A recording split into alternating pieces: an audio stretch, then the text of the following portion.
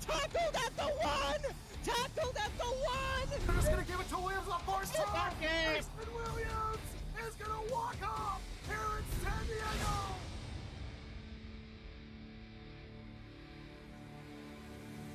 Welcome back to SFL Crunch Time. He's Ethan Muslin. I'm Joshua Zirkle. A lot happening in Week 9. Houston had a Hollywood ending, and Louisiana and Lone Star came away with wins without finding the end zone, Ethan. Oh, yeah, this was an exciting week throughout the league. Vancouver and Mexico City coming down to the wire in an exciting finish. Plus, we had a big shootout in San Diego between two rookie quarterbacks, but there's too much to explain right now. Let's just get right into it with everything going on around the league. And we begin in California, Fort Worth visiting San Diego. The Toros took the Mavericks to overtime. The Mavericks won the toss, but then got picked off here with this pick by Adam Leach, one of 3 interceptions from Scar Patterson in the game.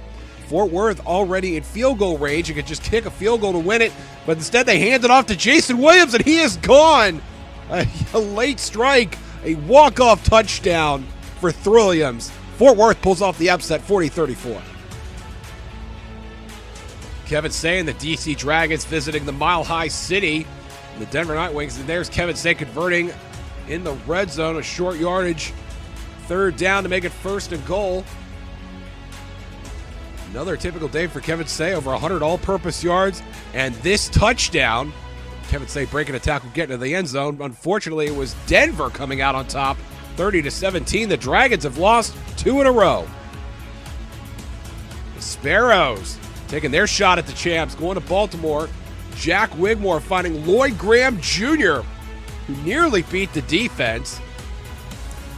Wigmore had himself another typical game. 3 wide receivers for Baltimore had touchdowns, including Graham Jr., who converts there. Baltimore wins 31-21. The Hyenas in Houston looking for only their 3rd win of the season. And Dave Burr's going to find Kyle Fenimore, who beats the defense on the right side. Fenimore finished with 4 catches, over 100 yards, and that touchdown. Burr threw for over 300 yards in this game.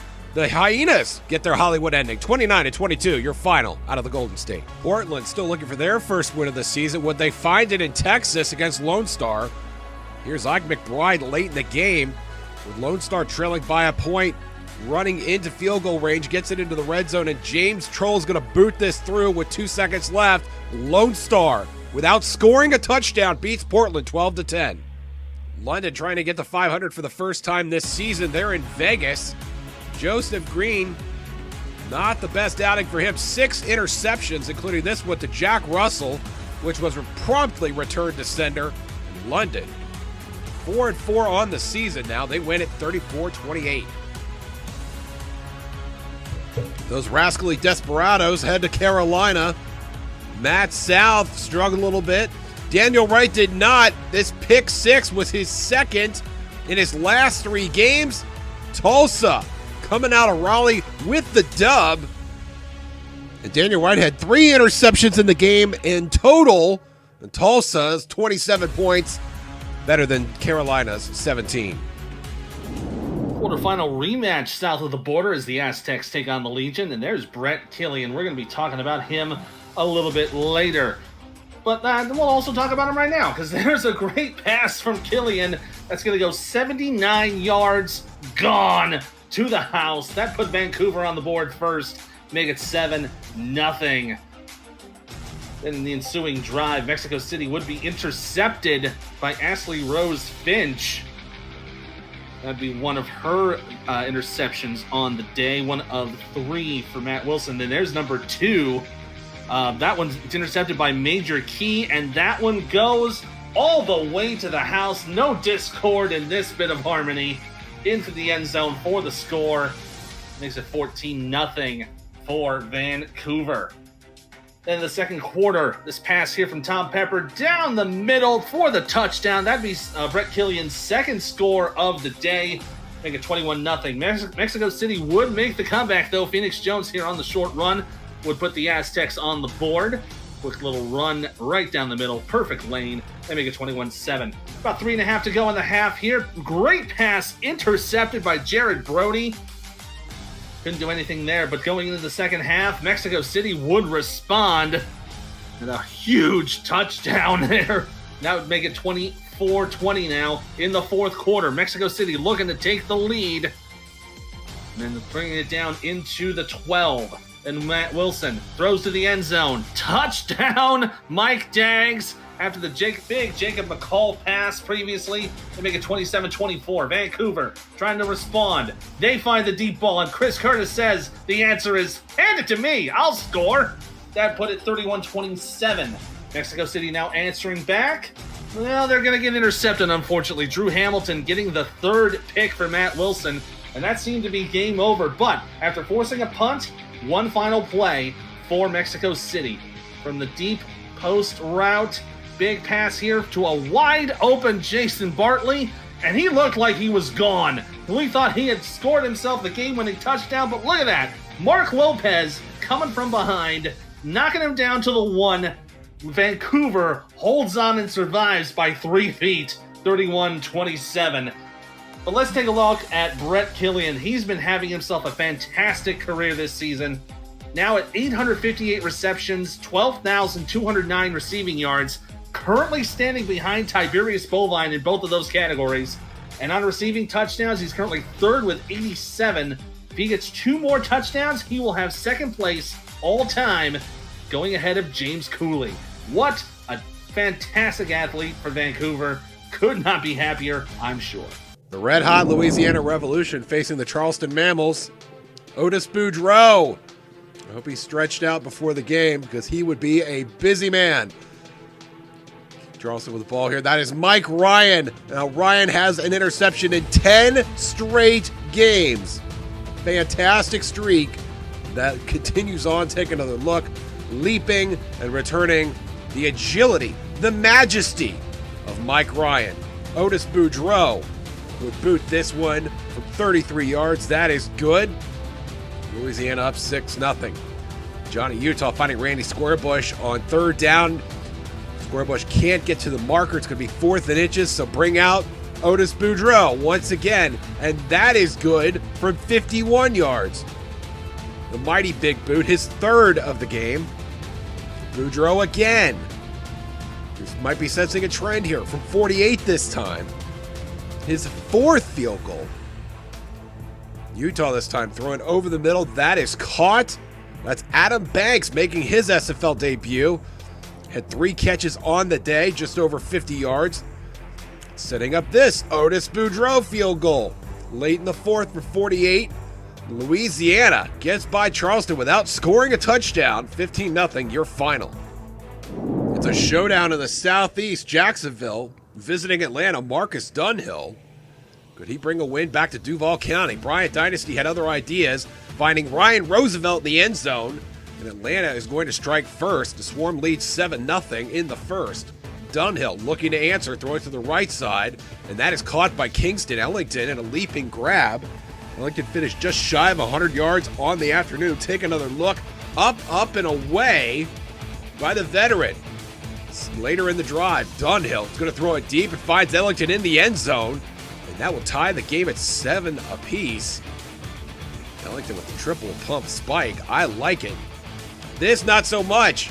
Dynasty picked off by Bernard Gooden. And Gooden gets up and he's going to run with it. Gets past midfield, and only BDG Hollywood can catch him.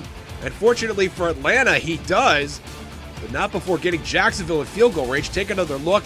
Has the presence of mind to get up and start running. Veteran play there by Bernard Gooden. Can Marcus Dunhill finish the job and cash in? No, he cannot. That is Jay Rock with a leaping interception. And Atlanta takes points away from Jacksonville. BDG Hollywood would flip the field here on this run, getting into plus territory early in the second quarter. Atlanta looking to capitalize on that field position, and they find Siege Falco, and Falco's going to take almost 2 late hits on that play, so add free 15 yards to that big gain from Siege Falco. Dynasty now finds Jamal Wooding, and Wooding is in the end zone for the touchdown. Atlanta leads 17-7. Dynasty not done dealing, unfortunately, to the wrong team. Stuart Zomelia with the interception there. Now Jacksonville would look to capitalize. Unfortunately, there's another interception. It's Cree Higgins, and Higgins is going to run. all the way down the left side. Nobody's going to catch him. It's a pick six for Cree Higgins and the Atlanta Swarm.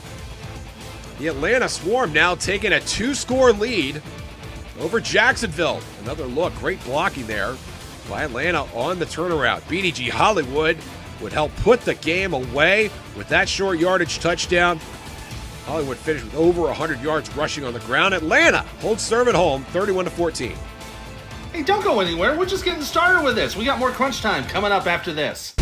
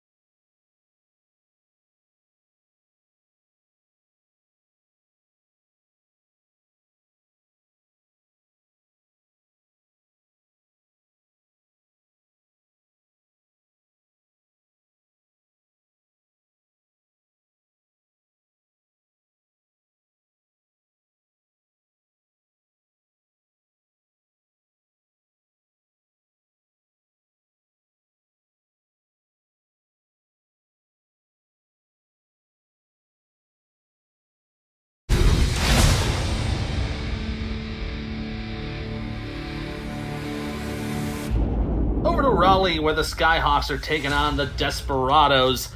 And Douglas Brown putting himself in the end zone early in the first quarter, getting Tulsa on the board. That would make number 5 for the season for Douglas Brown.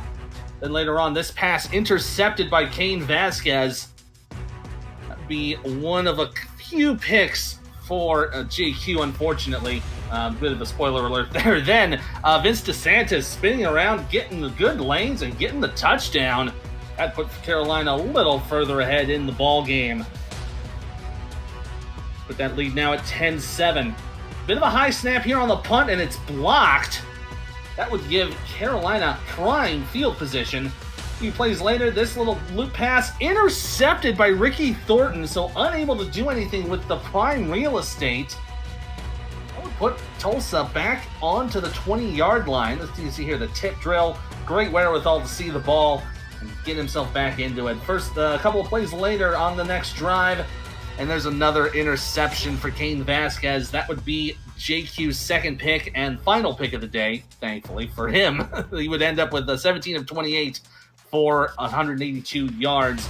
Matt South doing this little pass to Logan Jack, getting the first down. He would get up, however, Vince DeSantis, the other tight end, would not. He got hurt on the play. He would be out for the rest of the game. So it just comes up to a next man up mentality. This pass here to complete to Sam Avalos. That'd be one of his 4 receptions on the day for 33 yards, getting the first down. And when one man goes down, next man up takes care of business. There is Tony Zoma, the other tight end, gets in the end zone, gets the touchdown, gets 6 more points for Carolina, now leading 17-7. And the stadium shoots missiles. That's a great sight to see. Then in the third quarter, this little tip drill intercepted. There's Daniel Wright with the pick. Then a couple plays later, another interception, and there's Daniel Wright again. That's his second pick on the ball game. He's been having himself a pretty good day on defense. Then another blocked punt, but this one would pass the line, and it would go down to the Tulsa 32, so a bit of progress for the field. And then with a few minutes to go in the fourth quarter, Tulsa would take the lead. I see Tulsa, I see France, I see 6 points in your future. Tulsa leads it now 20-17. Minute and a half to go. Big play here to Heath McDaniel Jr. to get down to the Tulsa 17. Looked like Carolina was ready to get back into the lead. Then it was a couple plays later. Actually, the very next play. Matt South throws, intercepted by Daniel Wright. This is third of the day, and it'd be the most important because it's the dagger. Gone to the house. 83-yard pick 6. That would seal the deal for Tulsa. Put it too far ahead for Carolina to make any sort of comeback. You have 2 scores in about a minute. That's pretty pretty hefty order there, but unfortunately not able to do anything.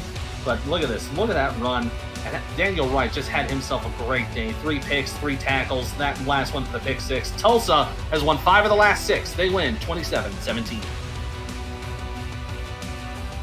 Joining me once again, the editor-in-chief of Swamp Talk and the GM of the Louisiana Revolution, Ross Napoli, back in his usual slot here on Crunch Time. Ross, how are you, sir?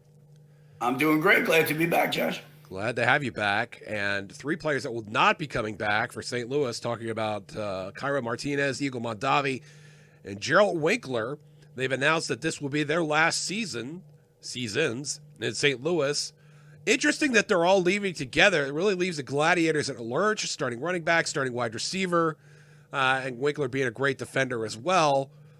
Was there something that caused all this, or is there an impetus by this? They said they came into the league together, they wanted to go out together. Is there maybe something more to it than that? I do believe that there's something there. I don't know the whole story right now from speaking to the people that I know over there, so I don't want to speculate as to what the reason is. But to add a little bit more of what you said, in speaking with Eagle, because I'm friendly with Eagle Mondavi, he had basically said the same thing. He and Cairo Martinez and Gerald Winkler, they're really good friends in real life, and they came into the league together. They were all drafted together, and when it started to seem that maybe one or more of them were not necessarily excited about the league in general, is from what I get. It's nothing to do with St. Louis. It's not a problem from what I understand within the franchise. I've heard the term, quote unquote, the direction the league is going. No one really is expanding on that for me. Another name that just broke this evening as we're recording is on Netma earlier this evening.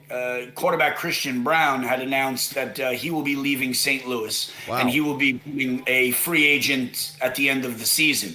He's staying in the league, but he just feels like it's time for a fresh start, and he wants to kind of see what else is out there. So it sounds like there's going to be a large exodus out of St. Louis this offseason for various reasons, but it does seem that the initial 3 retirements has kind of had a little ripple effect with the rest of the team, and there's going to be a lot of holes to fill in St. Louis this offseason. Understandably so, and the stability in the quarterback position seemed to be something that St. Louis had finally figured out with Christian Brown, that being his 3rd season there.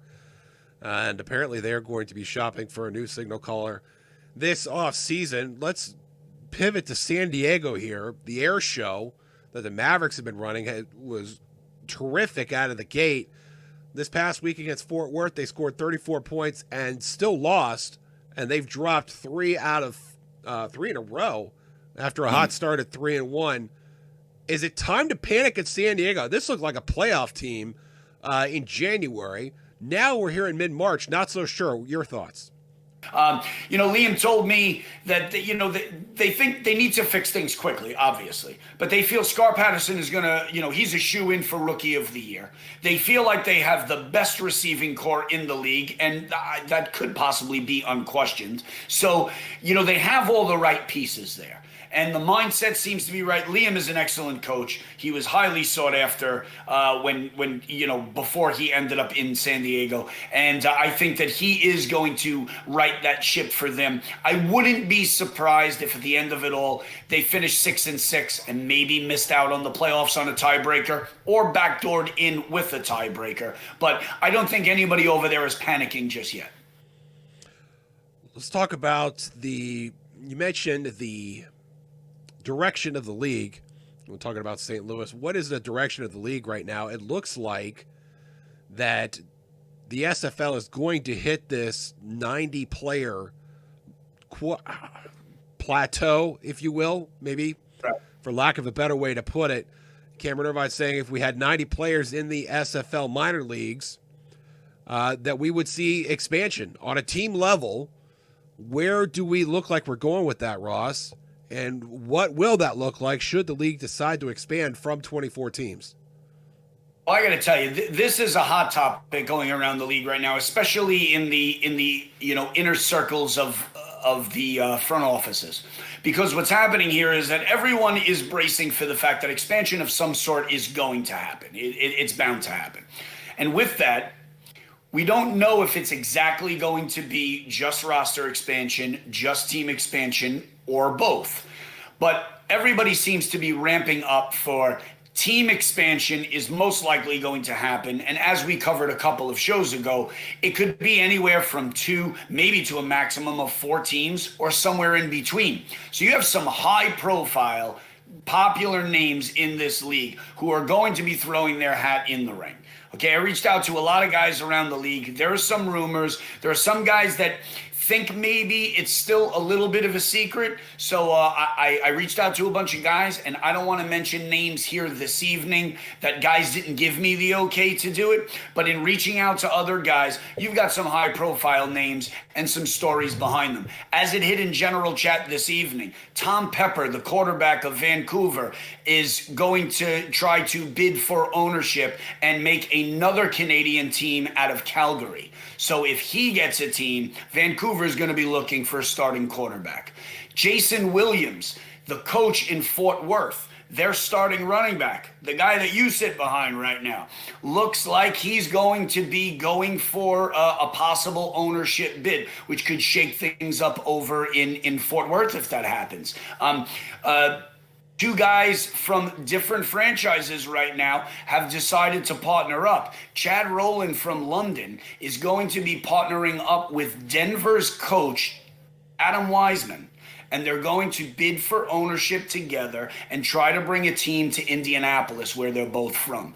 Now, that's the most intriguing one for me right now, because these are 2 guys that are known across the league, have many relationships with guys, both have experience in building the rosters for their teams, as well as coaching experience. Both have coached in the minors, both have coached here on the pro level, and if either one of those guys decide to start poaching from the rosters that they have, you can see a pretty strong roster possibly build early on an Indianapolis team, and you can see teams like London and Denver needing to kind of, scatter around to get some guys on their roster.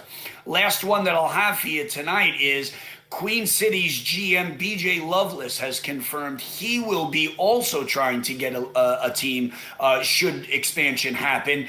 That can have a ripple effect across the SFL like we haven't seen in a long time, because these guys are guys that can bring guys to new rosters. There is so much to go on, and I'm following this on an everyday basis with these guys.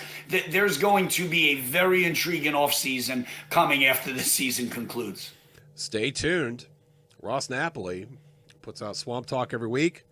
Also visits us here on Crunch Time every week. Ross, thanks so much. Thanks again, Josh. Hey, stay right where you are. More Crunch Time coming up.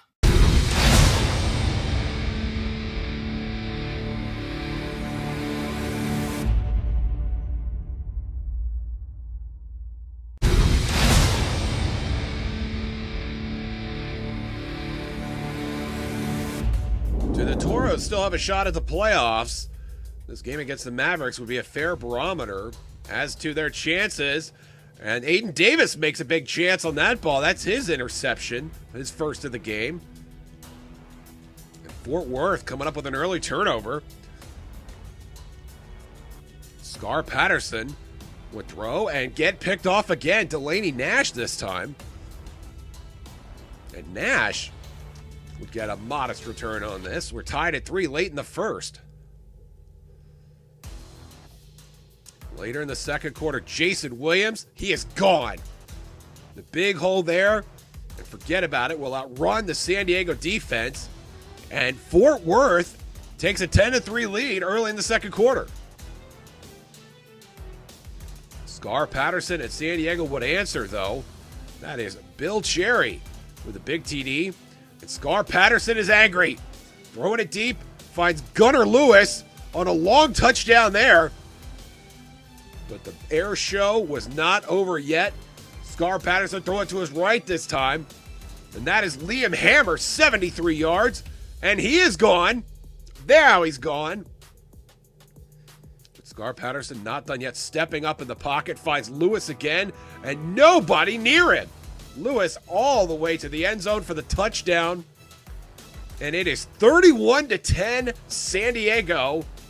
Looking like a rout. Johnny Reno, though, not ready to go into that. Goodnight finds Mike Twinscrew, and Twinscrew finds the end zone, burning the San Diego defense. And Fort Worth right back in this thing. 31-17. Field goal from Alec Finlay from 29 yards is good. And now it's a 17-point game. Reno throwing to his left this time. That is caught. It's the Swiss Army knife, Stephen Hacker. And Hacker's going to make this a 10-point game. 34-24. Reno dealing again. That is caught. Touchdown. Twinscrew, his second of the game. And San Diego watching Fort Worth sneak right back into this. Amelia Rose with less than a minute to play from 45 yards. That is good. And we are knotted at 34 apiece. We would go to overtime. San Diego would get the ball first. And then Adam Leach happened. Intercepted, already in field goal range. All Fort Worth has to do is run a few plays or even just trot out their kicker instead. Jason Williams taking it up the right side. It's a walk-off touchdown for just Fort Worth's second win of the season. 40-34, your final out of Southern Cal. LA hoping to go to 500. They're hosting the Hyenas at Full Moon Coliseum. Here in the first quarter, this pass here intercepted by Rochelle Colston. That would be her 9th of the season, putting LA into prime field position. A few plays later, on 3rd and goal, Robert Johnson up the middle, gets the plane broken, gets the touchdown. That put the Lycans up on top 7-0. Later on the second, this pass here from Sully Richardson, intercepted by Josh Rowe. That would be the one pick that Richardson would have all game, though, so nothing too much to worry about. But this one, oh boy, Kyle Fenimore with the long run and the touchdown. That would put Houston on the board, now 10-7 in the third quarter with about 5 and change. There's Rochelle Colston again, her second of the game. That'd make it interception number 10. That would end up leading to a field goal. Now 13-7. DR Sim with a leaping grab. Gets it down into the 11. We'll take another look at that again. Nice leap. Good run here down the sideline. A few plays later then, the run to Brad Jones. Gets it in for the score. Now we put Houston on top. Later on, now 16-14 in the fourth quarter. Run here from Jones. Going to extend the lead for Houston, now 21-16. But LA would answer right back with another Robert Johnson touchdown. That's his second of the day. Pass here going to Fenimore. That's a huge run here going into the red zone. Now with the 1-point lead and LA only down to 1 timeout, you could just stop the clock and run down for the field goal. But Houston decided to be bold and go for the touchdown, and they got it to Randy Pierce, making the good score. Now going for 2 to make it a 7-point lead. Brad Jones up the middle, no problem. That would make it a 7-point difference. Now with 7 seconds to go, 4th and 10. They got to get to the 15, but they run to the sideline. They can't get there, and that ends up being the dagger. LA falls to Houston 29-22. Still to come, London visiting Vegas. Would the Knights roll 7s or would they crap out? More crunch time when we come back.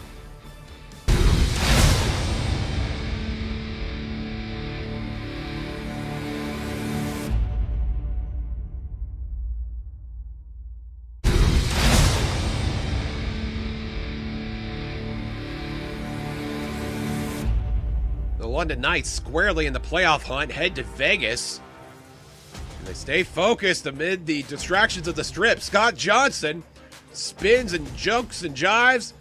The MVP candidate has a touchdown. Vegas on the board first at 7-0. Joseph Green would not be his day. That is picked off by Emmanuel Blackman. And Blackman's going to return this thing out past midfield. Tremendous field position for London. But Vegas will get the ball back, and Skojo would get his groove back. That's his second touchdown. He is literally on fire. All right, so maybe not literally. Joseph Green now in plus territory late in the second, and he's going to get picked off by Jack Russell. And Jack Russell is going to waddle all the way to the end zone for a London touchdown. And now the Knights looking to make this a game, taking the lead at 17-14. Johnny Pickler, though, would get picked off there. That is Max Jackson making a big-time play right when his team needs it. Joseph Green, though, would give it right back. And that is Anthony Wyo coming up with a pick there. 6 INTs on the day for Green. So why not give it back to Scott Johnson? Free play there. Skojo doesn't care. He's going to score anyway. That's his 3rd touchdown of the day. That ain't no thing for Skojo. Robert Merrill would take a handoff, and he would find the end zone. Big short yardage run for the seldom used running back in that London offense. London back on top, 24-21. Green throwing, that would have a touchdown. That is a big, big touchdown for Mason Kirby. And LA retakes the lead, 28-24. Pickler hit as he's thrown to Merrill, but Merrill finds his way in. That is another touchdown. And now Vegas retakes the lead. Joseph Green will operate at his own end zone, and Skojo's going to cough it up, and London's going to get it right back in prime field position with just 5 minutes left in the game, and they would finish Vegas off 34-28, your final. Lone Star looking for a playoff spot. Portland looking for their first win of the season. Could O.J. Bruin deliver? That is picked off by Evan Lacey. Lone Star will start this next drive in plus territory. Take another look. Significantly underthrown ball. Ace Fennick would get picked off right back in the end zone. That is Derek Majors coming up with a huge play to take points off the board from Lone Star. Majors making a nice adjustment to the ball to take it away from Greg Soto. Bruin unleashing the dragon, and he is picked off again. Mickey McGuire this time. Bruin would finish the game with less than 100 yards passing. So why not hand it off to Ezekiel Love? And Zeke is going to get out here, out to midfield, and then some until McGuire finally catches him. Down at the 31 for Lone Star. He finished with over 100 yards on the day, but did not find the end zone. Bruin dealing. This time that is caught. Gene Valentine will make it goal to go. And then 2 plays later, Bruin finds Benjamin Warner, and Portland has the lead. It's 10-6. Interesting ruling there, but they called it a catch. James Troll, with just over 5 minutes to play, he kicked this one for 28 yards. And it's a 1-point game. Unfortunately, Fennick would throw another pick. It's Major's second. And he would find that very fortunate, actually. And Portland looks like they got a chance to seal this one. But Lone Star uses all their timeouts, and Portland has to punt it away with less than a minute and a half to play. Soto would get that out to Portland territory just barely. And now 3rd and inches. McBride's got to convert here, and she does. Barely getting a yard. Lone Star would hurry up and run their next play. 2nd and 5. There's actually 2 plays later. And McBride gets it into the red zone down at the Portland 19. Troll lines up with time ticking off, and it's good with 2 seconds left from 36 yards. James Troll, with 4 field goals, beats Portland without scoring a touchdown. 12-10, your final. Plenty more highlights coming your way. Crunch time is right back after this. 6th pick of the season. They said he stepped out there, and you kind of see here, he picked it off in the end zone, and then Mac Chima, with the knowledge to push him out of the end zone. Going into the 3rd quarter, this little run from GP Wells, that'd be touchdown number 10 for him on the season. They make it 21-14. 5.5 to go in the 3rd. Pass here intercepted by Jay Ringgold. That'd be Wigmore's 3rd pick of the day, Ringgold's 7th of the year. And Sioux Falls looking like they are about to get themselves into a tie ballgame situation with the defending champs. And with 5 minutes to go in the game, Wigmore gonna throw this deep ball, pass complete to Lloyd Graham Jr. A huge gain on the play there. Lloyd Graham would have 5 receptions for 67 yards. And then this one will just about put the bow on it as he gets that 6th one. That's the touchdown. That would put Baltimore up top, 28-14. And they would try the onside kick, but it would not work out. Unfortunately, Baltimore would fall on it. They'd hold on to it, and then one final field goal to Shark Tarkington would seal it. Baltimore wins 31-21. Denver had lost 3 of their last 4 heading into this matchup with DC in Week 9. What could Shabazz Synergy do here? Can't prevent his guy from fumbling, that's for sure. Isaiah King III is going to come up with a recovery. In the end zone, that'll be a touchback. And Denver ball at the 20, take another look. Gill gets blasted by Josh Vasquez and Isaiah King right there. Eric Price would look to capitalize, finding his receiver, Logan Keel, who's all the way down to the 25. Usually, Keel catches it way downfield. That time, it's a catch and run from the young wide receiver. Price this time gets a free play and capitalizes on it. That's Riley Quintero. And Quintero is on the board. Denver leads 7-0. Price looking to add to that. Has a bobbled ball, and that is eventually intercepted. Peanuts say this time. Coming up with a turnover. And the Atlanta sideline approves. Take another look. That probably hit 4 or 5 different players before Say got a hold of it. Shabazz Synergy this time. He's intercepted. And Eric Price looking to capitalize here. O'Shaughnessy makes a move back inside, and he is in the end zone. And very exuberant about it, and rightfully so. And it's 14-0 Denver. Take another look. Just creating all the space he needs. Had a big block there. Actually, 2 big blocks. What on say? Synergy looking to get on the board, and finally does. Josh Gill in the end zone. Gill would finish with just 3 catches on the afternoon, but had that touchdown there, and it's a 1-score game. Price looking to increase the margin. R.E. Mills, and Mills fighting for yardage, gets into the end zone. A tremendous second effort by the fullback, and it's a 2-score game again. Kevin Say gets a short yardage conversion in the red zone. It's going to be 1st and down at the Denver 10. Say this time on the swing pass. Gets a block. Makes the defender miss. And he is in for what would be his only touchdown of the afternoon. But it's a 1-score game. And DC right back in it. Denver would have to punt here late in the 3rd. And here comes Kanye Rockefeller, who's going to cough it up. And Denver gets it back in prime field position. The Night Wings looking to take advantage. Take another look at that. Special teams miscues. Come back to haunt. Denver can't get 7, but they do get 3 out of it, and it's a 10-point game. 27-17. Just over 2 minutes to play now. Rockefeller again makes a move and coughs it up again, and Denver has the ball back. Back inside the 20, the 10.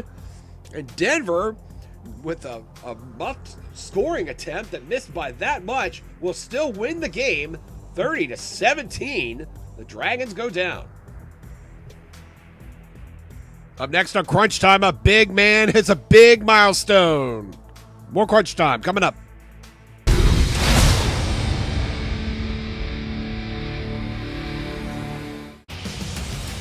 Saturday, March 19th on Next Level Sports. Denver leads the West, Baltimore leads the North, and both have claimed the last 2 league championships. Will Denver be the team to finally make the Vultures pray? Later, hair-slinging Hawaiian Bryant Dynasty tries to put pesky St. Louis in the cellar as the Swarm chase the top of the East Division. This is the Fans League, where fans are the stars of the show. Coverage starts at 2:30 p.m. Eastern, only on Next Level Sports. Let me ask you about your team this year, because you guys are looking really good. Like I said, you're 4-4. You got 4 games left. And let me make sure I get this right. You play Sioux Falls. Yeah. You guys are tied at 4-4. You and Sioux Falls. Yep. And then you got Arizona, Queen City, and DC. And DC. Those last 3 all at home. Yep. And I think you've got to win probably 3 of those to make sure you get your ticket punched. Yep. Let's start with Sioux Falls. I mean, they've looked really good. They gave Baltimore a hell of a game last week. Yeah. Great secondary, too. I would put that secondary, honestly, right up there with Louisiana in terms of what they're able to do in terms of taking the ball away. How do you talked about you're not really adjusting anything. You think you found the formula. Will the formula work against Sioux Falls? Yeah, I think, it's interesting because, we faced some pretty good defenses lately. DC's been playing pretty well. Denver, has been middle of the road right there, but their defense is always really good. And Vegas has had games where they've played really well. I mean, they have a really good secondary with Max Jackson. I mean, one of the best in the game to do it, right?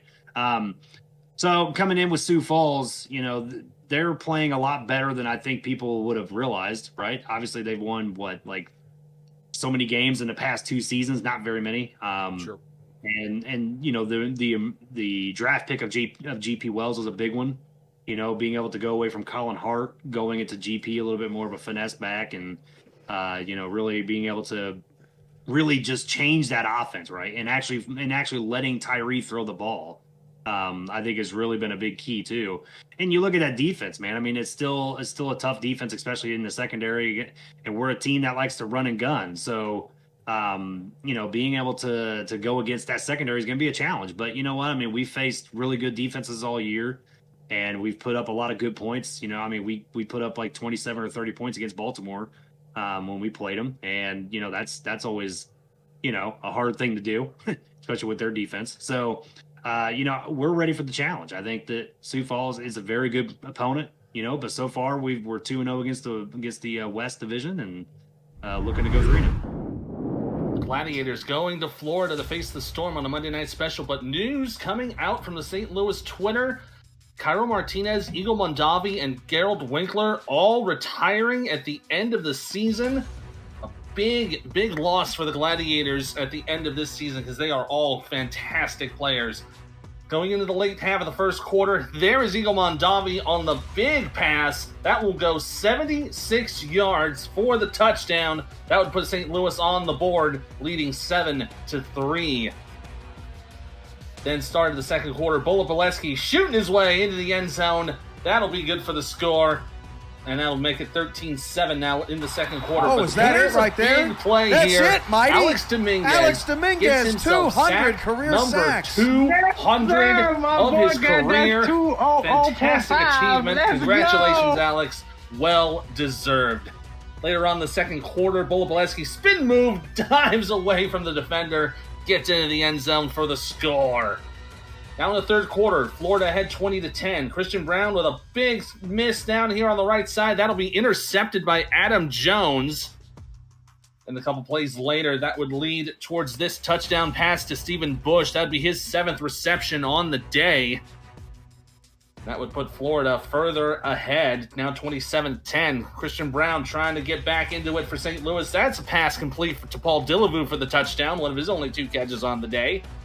Then in the fourth, trying to get back into it, Christian Brown with a bit of an unfortunate pass. That'd be intercepted by Florida.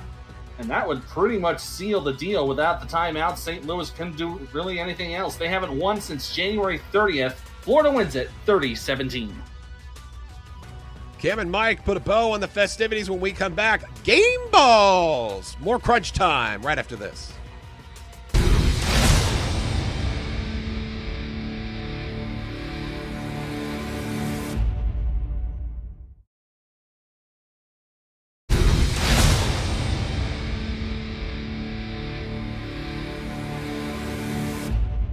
It's time for game balls once again. Week 9, Mike. Who you got?